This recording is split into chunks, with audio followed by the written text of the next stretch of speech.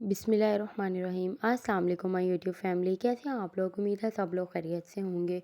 आज जी मैं बनाने लगी हूँ एक बहुत ही मज़ेदार सी रेसिपी मटन भुना गोश्त की, जो बहुत ही मज़ेदार और डिलीशियस बनती हैं। आप देख सकते हैं ये कितनी मज़ेदार लग रही है, और देखिए कितना इजीली जो है ये मटन गला हुआ है कि स्पून के साथ भी फटाफट से टूट रहा है।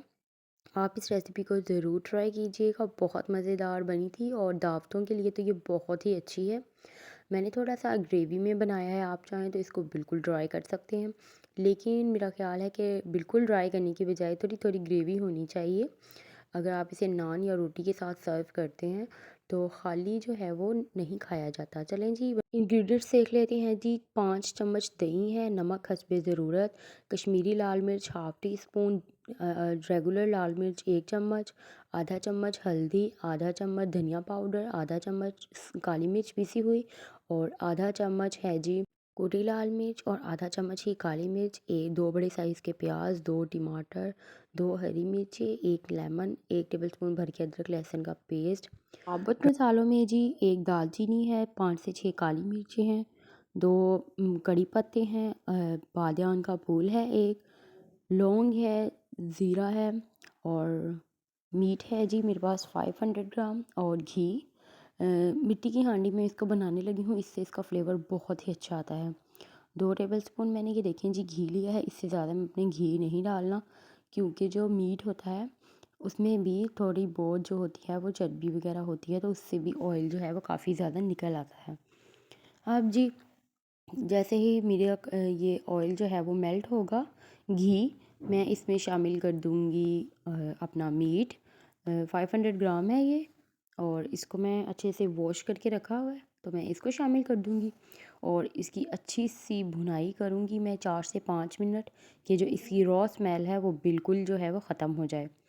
आप भी जब भी चिकन फ्राई करें, ख़ास तौर पे मीट बड़ा या बकरे का, तो आप उसे पहले फ्राई जब कर लेते हैं तो उसकी जो स्मेल है वो ख़त्म हो जाती है। चिकन में ये इतना ज़्यादा मसला नहीं होता। ओके जी, जब तक ये अच्छे से फ्राई हो रहा है, ये देखें कितना अच्छा सा फ्राई हो गया है, और कलर भी इसने थोड़ा सा चेंज कर लिया है। अब मैं इसमें शामिल कर दूँगी सारे खड़े मसाले, और इसको भी मैं अच्छे से भून लूँगी। 1 से 2 मिनट इनकी भी भुनाई करेंगे। 4 से 5 मिनट हो गए हैं जी मुझे इनको भूनते हुए। कलर देखें कितना अच्छा सा चेंज हो गया है इसका। अब मैं इसमें लहसुन अदरक का पेस्ट की क्यूब्स शामिल करूँगी, थोड़ा सा उसे भूनूँगी। फिर मैं इसमें प्याज शामिल कर दूँगी, और इसी तरह ही टमाटर। ये जो रेसिपी है ये बहुत ही जल्दी बनने वाली है, अगर आप इसे सेम प्रोसीजर जो है प्रेशर कुकर में इसे फॉलो करें। कोई इसमें ज़्यादा लंबा काम नहीं है, बहुत ही जल्दी क्विक बनने वाली रेसिपी है।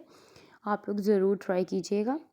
इसे भी थोड़ा सा भूनती हूँ, इसके बाद मैं इसमें शामिल कर दूँगी प्याज, और उसे भी अच्छा सा भून लूँगी। सब जितने भी मैंने इंग्रेडिएंट्स शामिल किए हैं, मैंने सबको थोड़ा थोड़ा इसलिए भुना है ताकि हर जो मसाला है उसकी अपनी फ्रेगनेंस मीट में आए, और सबकी रॉ जो होती है स्मेल वो ना आए। प्याज को भी ऐसे 1 मिनट के लिए मैंने भून लिया है, और अब मैं जो हरी मिर्ची हैं उनको इस तरह तोड़ के हाथों की मदद से ही शामिल कर दूँगी, और इनका इतना अच्छा सा मसाला बन जाएगा, क्योंकि जब ये प्याज वगैरह सब गल जाएंगे मीट, तो हरी मिर्ची भी नज़र ही नहीं आएंगे। और इसको भी थोड़ी देर भूनूंगी, और फिर मैं इसमें शामिल कर दूंगी टमाटर। टमाटर मैंने अच्छे खासे 2 लिए हैं बड़े साइज़ के। आप भी ले सकते हैं, अगर आपके पास छोटे हैं तो 5 से 6 शामिल कर लें। और अब मैंने इसको भूनना है अच्छे से 5 से 7 मिनट, तब तक जब तक जो टमाटर है वो अपना पानी जो है वो रिलीज़ नहीं कर देते। क्योंकि ये भुनाई है, इसके बाद में ये पकने के लिए चले जाएंगे, और फिर इनकी फ़ाइनल भुनाई होगी लास्ट पे। आप देखें जी, इसके बाद मैंने इसमें स्पाइसेस भी सारे शामिल कर दिए हैं। सिर्फ अब मैंने दही और लेमन इसमें शामिल नहीं किया, बाकी सब स्पाइसेस एक एक करके थोड़ी थोड़ी देर बाद भूनने के बाद मैंने इसमें शामिल कर दिए हैं। अब इसकी बस भुनाई होगी जब तक जो है टमाटर थोड़े से सॉफ्ट नहीं हो जाते। और कई लोग कहते हैं कि टमाटर शामिल करने के बाद जो गोश्त है उसका जो गलने का प्रोसेस है वो स्लो हो जाता है, तो बिल्कुल ऐसा नहीं है। वो इस सूरत में है जब आप उसमें पानी ठंडा और गर्म मिक्स करके डालते हैं, जैसे कि बॉयल हो रहा है मीट और आपने उसमें ठंडा पानी शामिल कर दिया है, इस सूरत में आपको चाहिए कि अगर आपको पानी की ज़रूरत है तो आप इसे थोड़ा सा नीम गर्म करके फिर शामिल करेंगे। देखें जी, अब जो टमाटर है उन्होंने अपना पानी जो है वो छोड़ दिया है और अच्छे से ये भुनना शुरू हो गए हैं। आप कलर देखें कितना प्यारा आ रहा है।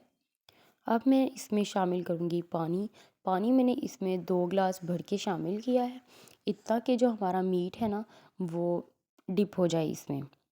अब इसको मैं ढक्कन लगा के तो रख दूँगी 1 घंटे के लिए। बिल्कुल मैंने दम वाली आग पे इसको रख दिया था गलने के लिए, मीडियम टू लो पे।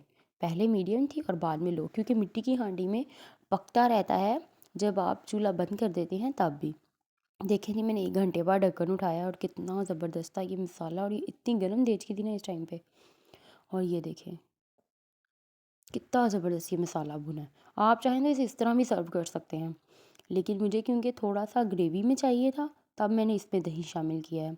अगर आपको बिल्कुल सूखा सूखा बनाना है तो आप यहीं इसी पॉइंट पे कुकिंग बंद करके इसे हरी मिर्च और धनिया के साथ सर्व कर सकते हैं। मैंने इसमें हाफ़ कप जो है दही शामिल कर दिया है। अब मैं इसे अच्छे से मिक्स करूँगी, क्योंकि जो मीट है हमारा वो अच्छे तरीके से हमने पहले ही भून लिया था। तो अब जैसे ही दही शामिल होगा 1-2 मिनट की भुनाई के बाद ऑयल जो है वो ऊपर आ जाएगा। इसी तरह मैं इसमें चम्मच चलाती जाऊंगी और फिर इसके 5 से 6 मिनट के लिए ढक्कन लगा के रख दूंगी, तो हमारा जो ऑयल है वो ऊपर आना शुरू हो जाएगा फिर से। और 5 मिनट बाद देखें जी, ये देखें ऑयल ऊपर आ रहा है, रेड कलर का ऑयल ऊपर आना शुरू हो गया है, क्योंकि मसाले अच्छी तरह भुना हुआ है गोश्त। और इसी तरह ही अगर आपको और रेसिपीज़ चाहिए तो मुझे कमेंट में ज़रूर बताइएगा। अब आप इसे हरी मिर्चों और धनिए के साथ गार्निश करके सर्व कीजिए। मज़ेदार सी जो आपकी हंडिया है वो तैयार है। और मैंने इसमें लेमन भी शामिल किया है बिल्कुल लास्ट पे सर्विंग के टाइम में। अब ये थोड़ा सा जी गरम मसाला मैंने शामिल कर दिया है जब सारा ऑयल ऊपर आ गया। और अब मैं जो है जो चूल्हा है वो बिल्कुल बंद कर दिया है मैंने, लेकिन फिर भी देखें ये हंडिया कितनी गर्म है कि अभी भी इसमें बॉइलिंग आ रही है और ऑयल भी सारा मेरा ऊपर आ गया है। तो चलें जी, इसे सर्व करते हैं। मैंने इसे हरी मिर्च और धनिए के साथ करके ऊपर लेमन रखा है।